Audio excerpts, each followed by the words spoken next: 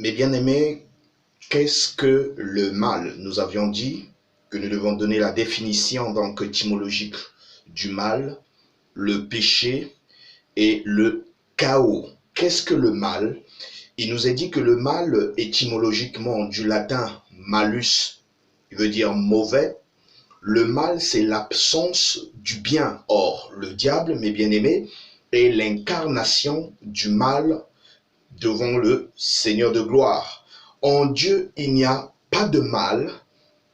Paradoxalement, le mal existe pour mettre en évidence, mes bien-aimés, les richesses infiniment variées du bien face au mal, mes bien-aimés. Le mal est une négation du bien. Qu'est-ce que le péché? Le péché du latin peccatum, c'est-à-dire une faute prise dans un sens religieux, c'est un acte conscient par lequel on convient notamment et délibérément d'enfreindre aux préceptes, aux lois religieuses, à la volonté divine. Le péché est la conséquence, mes bien-aimés, de l'incrédulité à la parole de Dieu. Nous devons le savoir que le péché est la conséquence de l'incrédulité à la parole de Dieu. Et Dieu est la parole et la parole est Dieu. Qu'est-ce que le chaos, mes bien-aimés? Le chaos, du latin chaos, du grec chaos également, est un état de confusion du monde, de la matière avant la création. Le chaos de l'abîme notamment, c'est une confusion, c'est un désordre complet, c'est un trouble, un bouleversement, le contraire de l'harmonie en fait. La guerre notamment provoque le chaos. Selon Apocalypse chapitre 12 verset 18 et confirmé par Genèse, le Béréchite chapitre 1 verset 2 ou vice-versa, mes bien-aimés, nous voyons véritablement qu'il eut guerre au ciel, nous révèle la parole de Dieu. Nous sommes déjà ici en présence d'une série de faisceaux d'indices spirituels, d'un nouvel ordre mondial. Pourquoi? Ou encore, nous le rappelons, d'un nouvel ordre spirituel. Pour commencer par là, ayant échoué au ciel, et ce qui a mis à nu, mes bien-aimés, ou qui a été mis à nu par la révélation, qu'est-ce que la révélation a véritablement mis à nu? C'est la vision de Satan et de ses alliés, c'est-à-dire les anges déchus. C'est ainsi, mes bien-aimés, que la vision de Satan et des anges déchus, n'ayant pas abouti, c'est-à-dire au ciel, et par conséquent, le nouvel ordre spirituel n'ayant pas été mis en œuvre au ciel là-bas, parce que tout commence au ciel. Raison pour laquelle, mes bien-aimés, les Hébreux disent que analogiquement et selon le principe de l'analogie et de la symétrie, ce qui existe en bas a été d'abord a d'abord existé au ciel, mes bien-aimés. Et c'est pourquoi la vision de Satan et des anges déchus n'ayant pas abouti, mes bien-aimés, et par conséquent le nouvel ordre spirituel n'ayant pas été, mes bien-aimés, mis en œuvre au ciel, alors la chute de Satan et les un tiers des anges déchus sur la terre a été notamment le commencement de la mise en œuvre effroyable, mes bien-aimés, de la vision du diable et du royaume des ténèbres. Et c'est ainsi, mes bien-aimés, que les bases, notamment d'un nouvel ordre dit mondial sous généris donc du nouvel ordre spirituel au ciel, ayant connu notamment un puissant échec, commence ici-bas sur terre.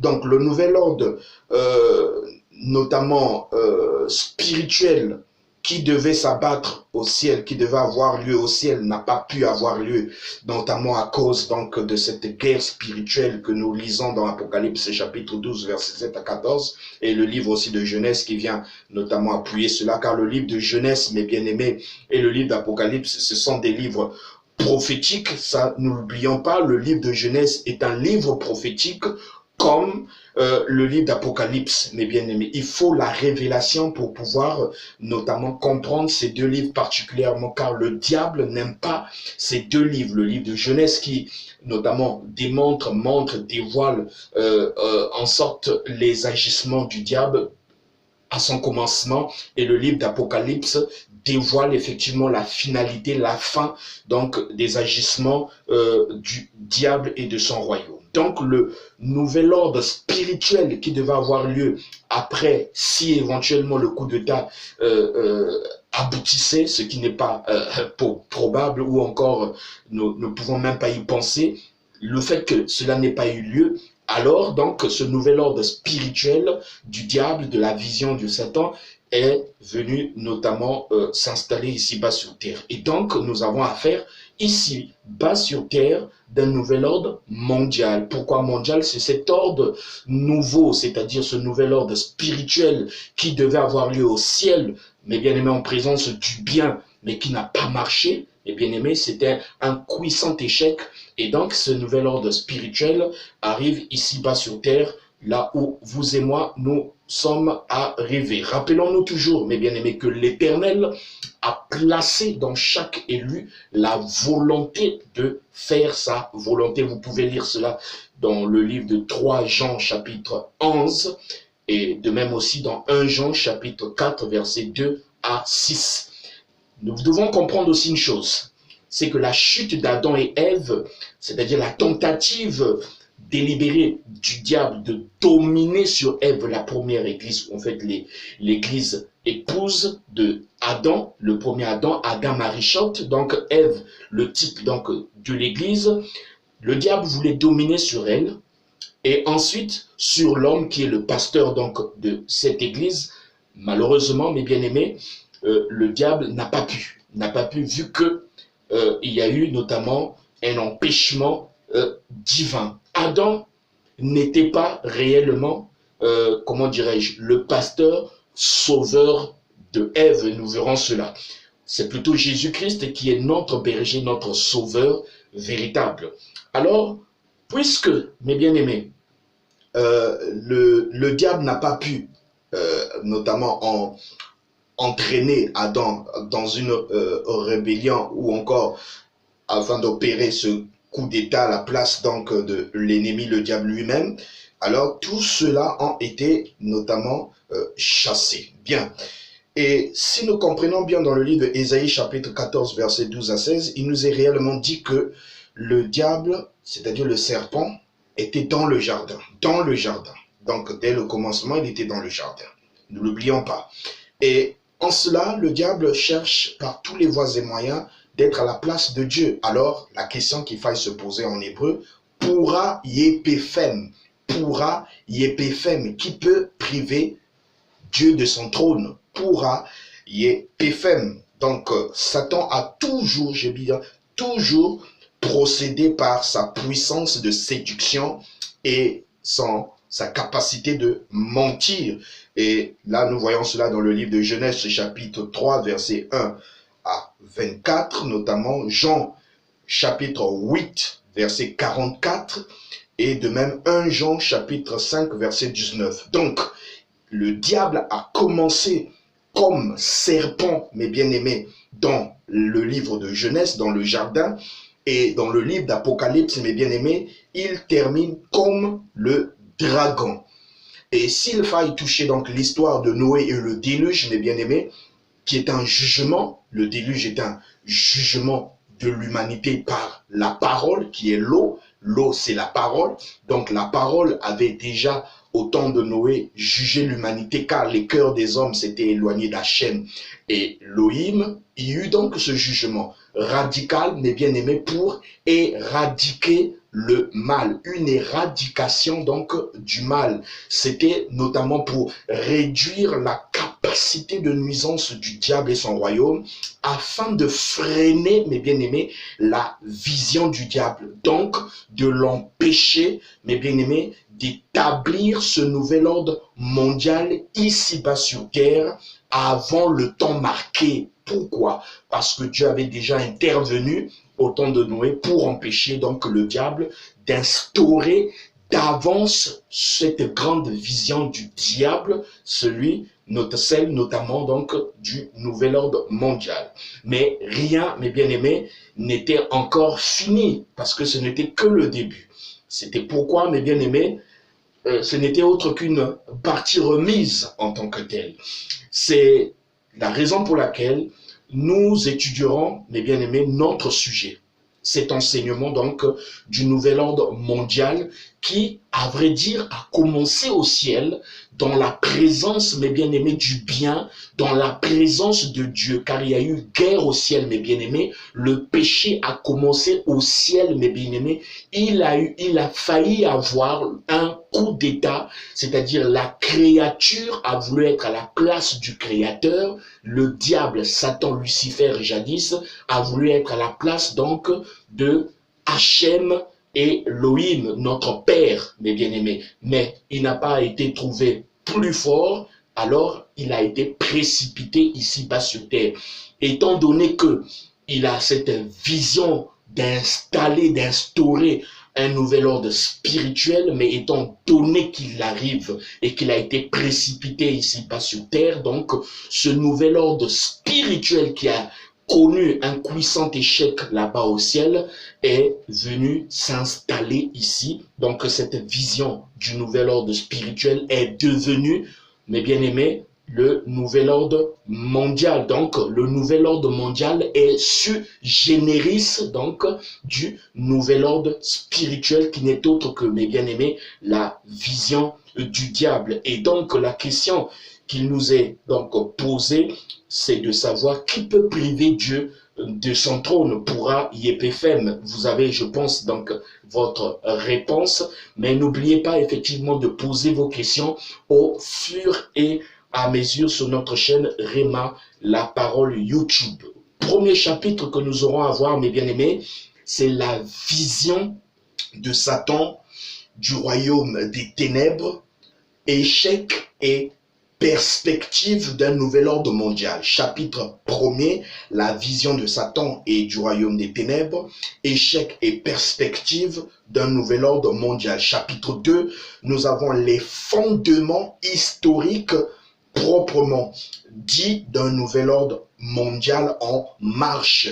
Les fondements historiques proprement dit d'un nouvel ordre mondial en marche, chapitre 2, c'est le chapitre 2. Et donc le chapitre 3, nous verrons la prophétie et la naissance de l'Église des nations, mes bien-aimés, la prophétie et la naissance de l'Église des nations. Et enfin, le chapitre 4, nous verrons l'aboutissement et l'établissement total du nouvel ordre mondial et le départ de l'Église des nations. Chapitre 4, l'aboutissement et l'établissement total du nouvel ordre mondial et le départ de l'Église des nations. Alors, pour terminer notre série d'introduction, mes bien-aimés, ne l'oublions pas. Dès l'instant où Ève, l'Église, Itcha, avait été séduite, mes bien-aimés, et chuta, Adam était en droit de divorcer d'avec son épouse, d'avec sa femme. Oui. Mais comme le divorce, mes bien-aimés, est une négation du mariage, mes bien-aimés, le divorce est l'opposé du mariage, alors Adam ne pouvait, mes bien-aimés, ne pouvait pas se remettre en cause lui-même, il ne pouvait pas émettre une déclaration de divorce à sa femme, à son épouse, vu qu'elle était os de ses os et chair de sa chair, nous dit la parole. Donc, une partie de Adam, il ne pouvait pas renier cette partie, cette portion donc de Adam. Alors, Adam ne pouvait pas se renier lui-même. Et donc, l'équation était à plusieurs inconnus. Et comment, mes bien-aimés, comment résoudre ce problème le plus grave qui touchait notamment et qui touche le divin? C'est la question. Et par la grâce de Dieu, nous essayons de répondre, mes bien-aimés. Et si le divin est touché, c'est l'humanité qui est dans le chaos total. Si le divin est touché, c'est l'humanité qui est entièrement dans le chaos. Mais quel est ce problème véritablement? Quel est ce problème?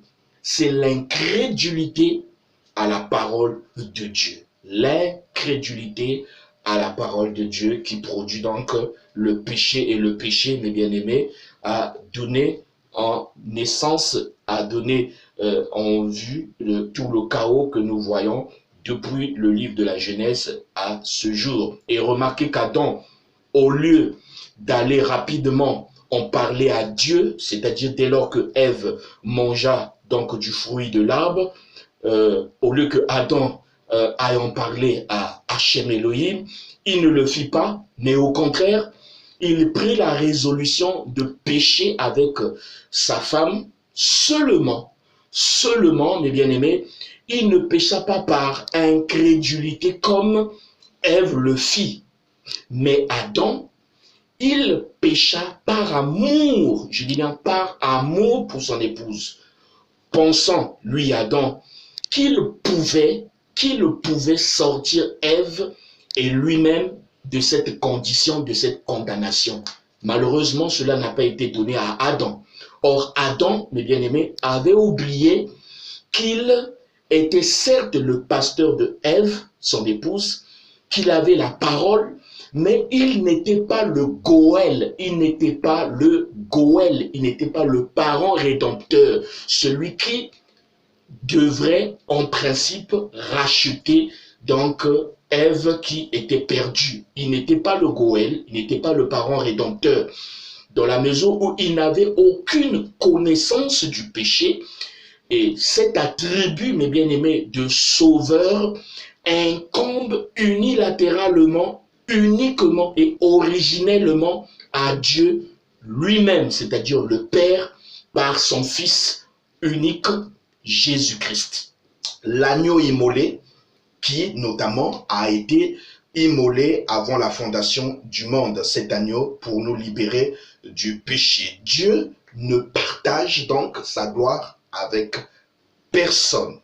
Alors, mes bien-aimés, le mystère de l'adoption et de la rédemption incombe qu'au second Adam. Et le second Adam, c'est Jésus-Christ. Si Adam avait pu sauver Ève, mes bien-aimés, Jésus-Christ n'aurait jamais existé et la Bible n'existerait pas, et ainsi de suite. Si Adam avait pu sauver Ève donc du péché, mes bien-aimés, Christ n'existerait pas, la Bible n'existerait pas, et tout ce que nous connaissons aujourd'hui au travers de la révélation de la parole, de l'histoire et tout, n'existerait pas non plus. C'est-à-dire le plan donc ou le projet divin n'existerait pas ou n'aurait point de raison. Donc il fallait chasser Adam du jardin, comme ça a été le cas, pour empêcher que, mes bien-aimés, écoutez bien, pour empêcher que le bien produise le mal.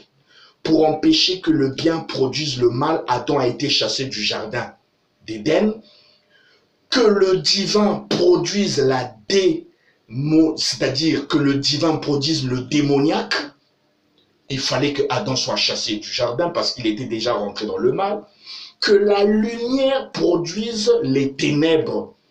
Que le mal soit justifié par le bien, ce qui est improbable, ce qui est impensable, mes bien-aimés. Il fallait impérativement que Adam et Ève soient chassés du jardin.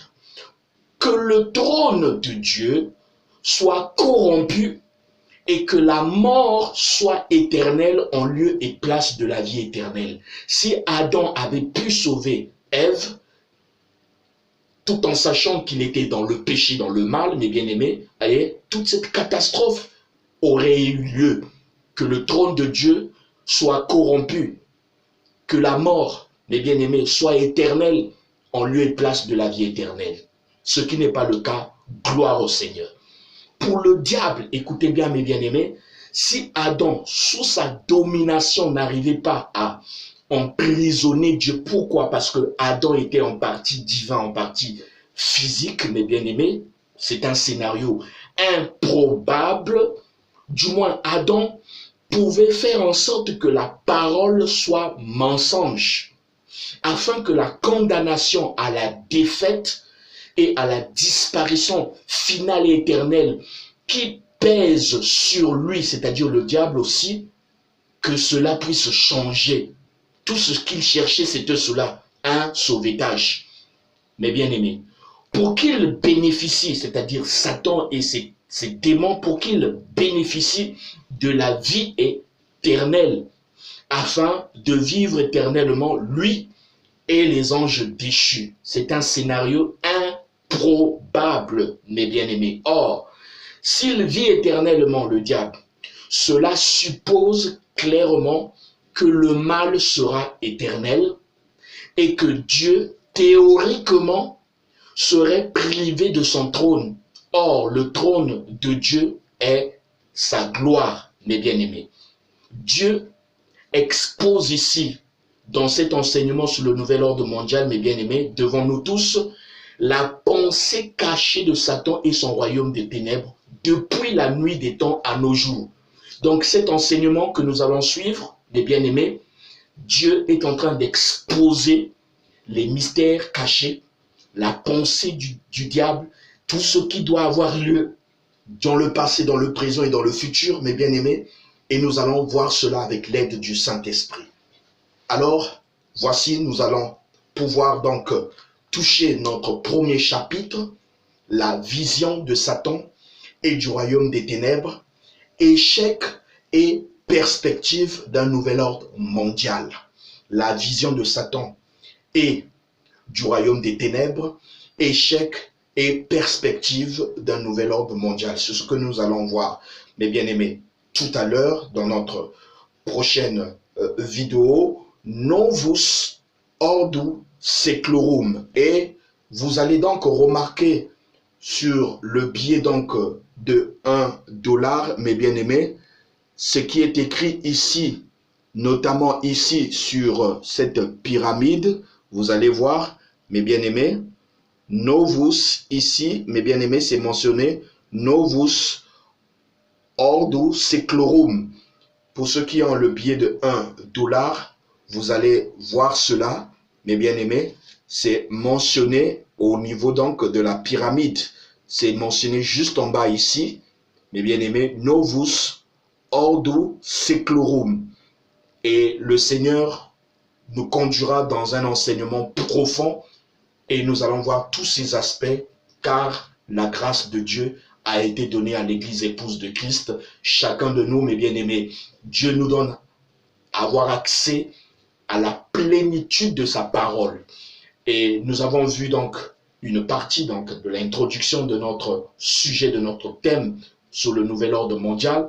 Et nous entrons maintenant dans la profondeur de cet enseignement. Et nous vous prions, mes bien-aimés, de poser vos questions.